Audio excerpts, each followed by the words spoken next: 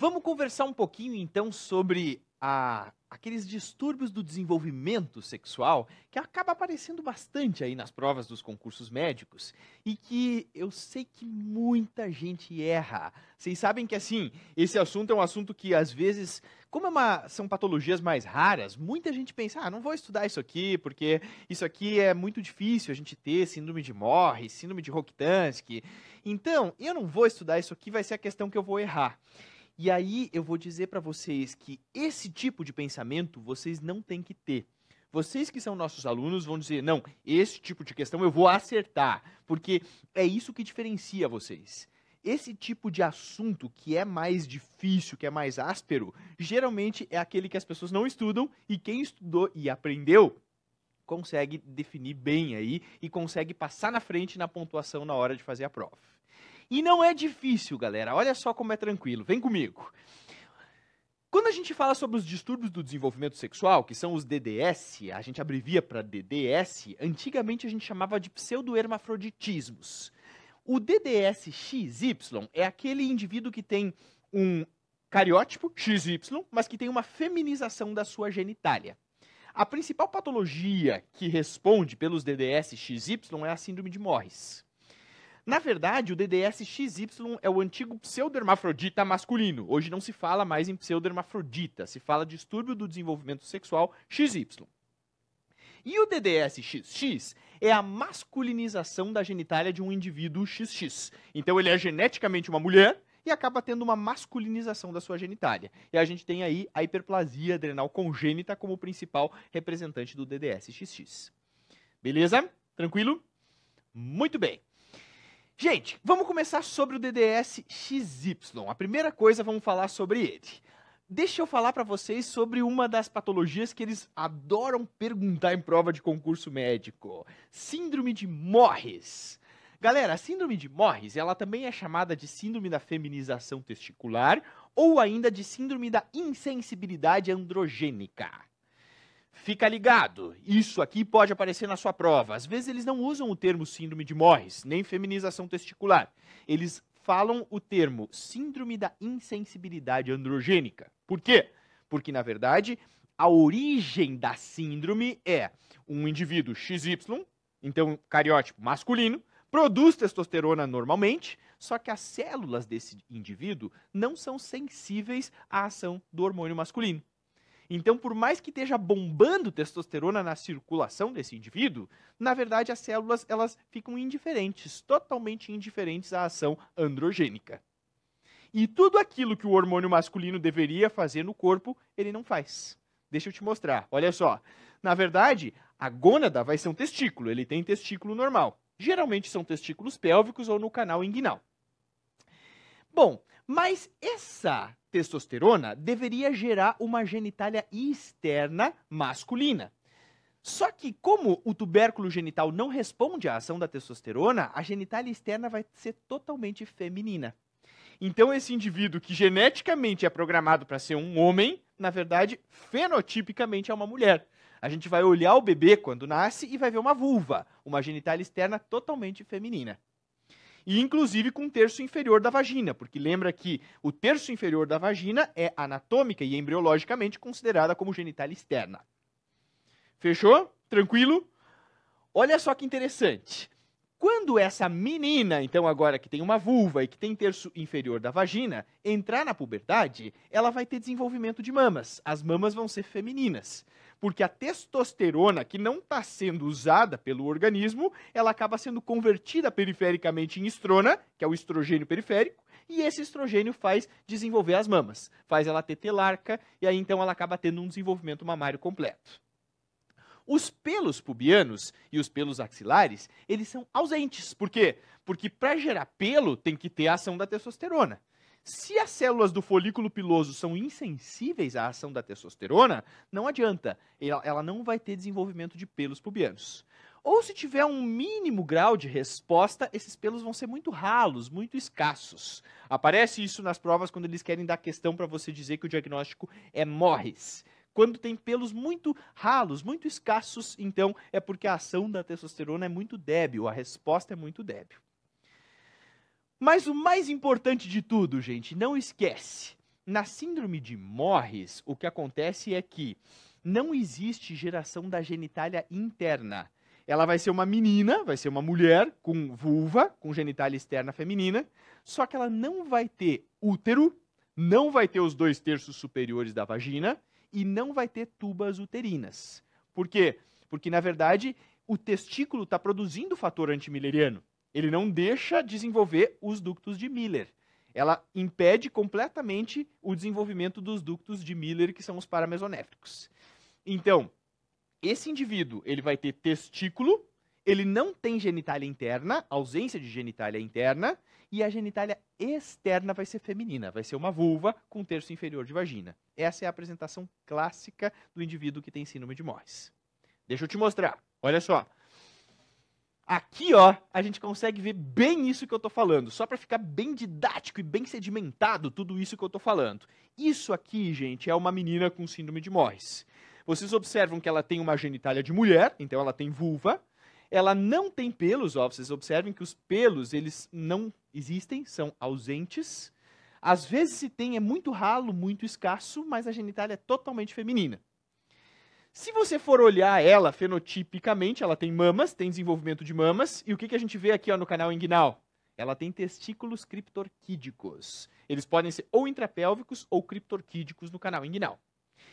E se você for abrir essa paciente, for fazer uma laparotomia, observem que ela não vai ter útero, ela vai ter ausência de desenvolvimento uterino, ausência de tubas uterinas, e ela também não tem os 2/3 superiores da vagina, que é a genitália interna.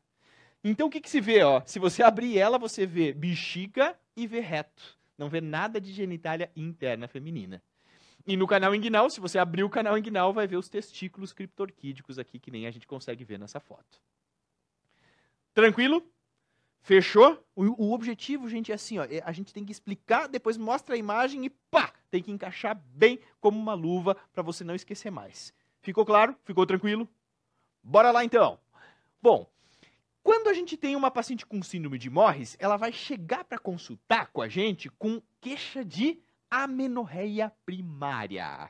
Essa menina, ela vai chegar na adolescência, ela vai ter desenvolvimento das mamas, e aí ela vai ser trazida pela mãe na consulta médica, dizendo assim, olha, doutora, a gente está muito preocupado, porque essa paciente, ela desenvolveu mama, ela cresceu, ela está na puberdade, só que todas as amigas já menstruaram, as amigas da escola, e ela não menstrua. O que será que essa menina tem? Ela tem uma amenorreia primária, nunca menstruou. E se ela já começou a ter relação sexual, a cópula também vai ser insatisfatória. Essa paciente, na verdade, vai ter só o terço inferior da vagina. Dessa forma, é praticamente impossível, né, de ela ter relação sexual, porque a vagina é muito curta, tem menos de 4 centímetros. Então ela tenta ter relação sexual e não vai, o pênis não progride, porque realmente ela tem uma vagina muito curtinha. A queixa, então, vai ser amenorreia primária e cópula insatisfatória. Ok, como é que eu faço o diagnóstico definitivo? O diagnóstico você vai fazer com o ultrassom vai dizer que realmente ela não tem nada de genitália interna e tem que fazer o cariótipo. Não dá pra gente dar diagnóstico de síndrome de Morris sem fazer cariótipo. Então você vai solicitar o cariótipo para essa paciente e o cariótipo vai ser, então, vai atestar a ocorrência do cromossomo Y. Vai ser, então, uma mulher, fenotipicamente uma mulher, mas o cariótipo vai ser 46XY, que atesta, então, que ela geneticamente tinha sido programada para ser um homem. Isso é síndrome de Morris. Fechou? Beleza? Ok. Mas qual é o grande diagnóstico diferencial da síndrome de Morris? É a síndrome ou sequência de Rokitansky. O que é o Rokitansky? O Rokitansky é uma mulher normal, que tem cariótipo XX.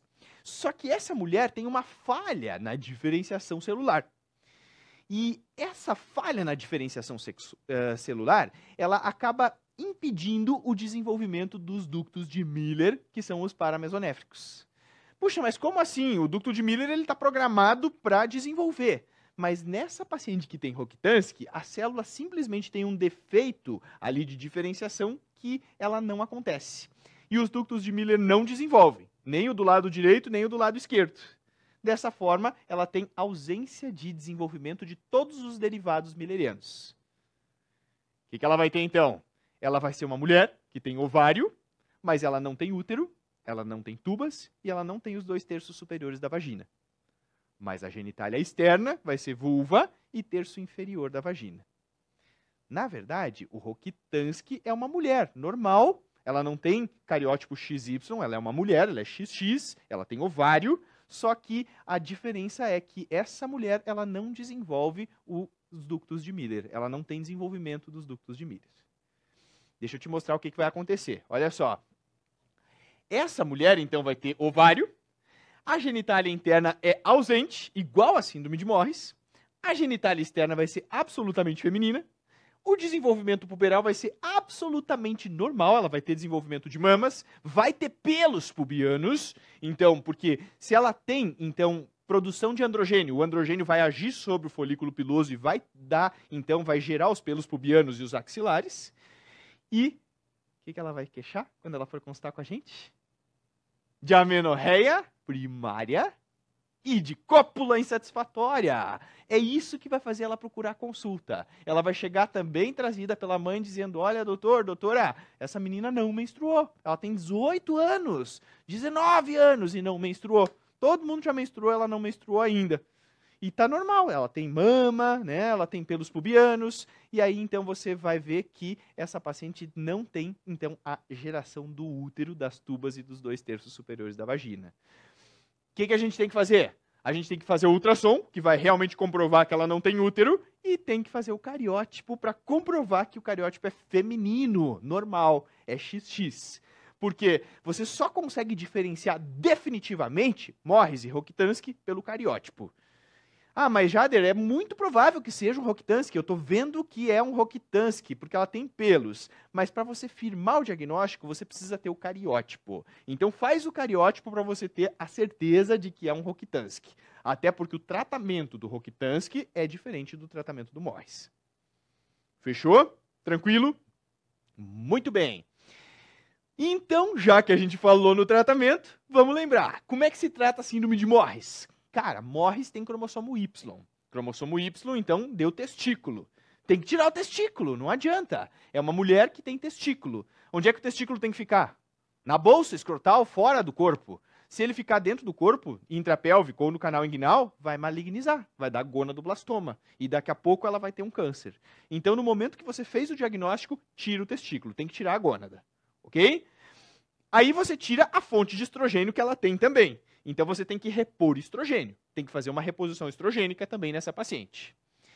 Que mais? A gente vai reconstruir essa vagina dessa paciente. Pode fazer com pele da raiz da coxa, pode fazer com alça de intestino. Então a gente vai fazer uma neovagina na paciente para ela poder ter uma relação sexual satisfatória. E claro, mais importante também é o manejo psicológico, né? Cuidar para não usar a palavra testículo. Ah, você era programada para ter sido um homem. Olha só o que pode gerar psicologicamente na pessoa, né? Quando a gente usa esses termos.